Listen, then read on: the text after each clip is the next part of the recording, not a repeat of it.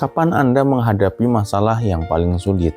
Ini saya mendapatkan cerita dari sahabat saya yang pernah saya sampaikan bahwa ketika dia memutuskan hijrah, ya, minaz zulumati ilan nur, dari kehidupan yang penuh dengan ribawi menuju kepada kehidupan yang penuh dengan bimbingan Al-Quran, dia mendapatkan ujian yang luar biasa. Bayangkan, dia sudah bekerja di sebuah perusahaan sebagai direktur, gajinya luar biasa, mobilnya 14, dan dia bilang ke saya bahwa seluruh mobilnya itu akhirnya dijual. Terus kemudian dia serahkan kepada istrinya, qadarullah, ya, ketika kemudian 6 bulan setelah berjalan itu hartanya habis. Nah, ketika habis, apa yang dia dapat ujian pertama? Dia diusir oleh istrinya dari rumah. Bayangin, dia punya banyak kartu kredit, dia ditagih ke sana kemari, dia masih punya KPR luar biasa. Di sana betul-betul dia bercerita bahwa tekanan kehidupan itu begitu besar, luar biasa. Dan dia bilang ke saya apa yang dia lakukan pada saat itu.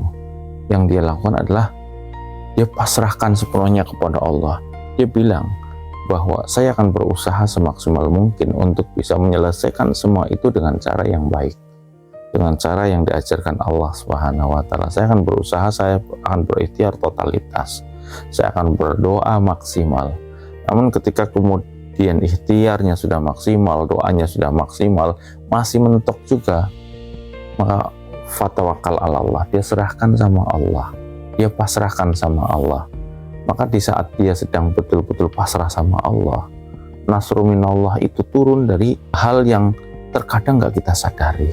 Seperti ceritanya Ibunda Hajar, ya, ketika Ibunda Hajar itu mencari air, ya, ketika anaknya Ismail itu nangis, lari dari sofa ke marwah, bolak-balik, ya, nyari air, gak dapet air.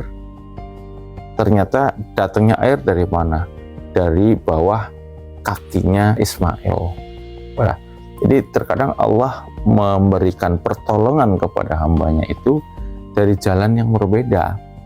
Ya, yang penting kita terus ikhtiar, kita terus berdoa, kita terus berjuang, kita tawakal sama Allah, karena Allah tidak akan pernah melupakan hambanya yang beriman.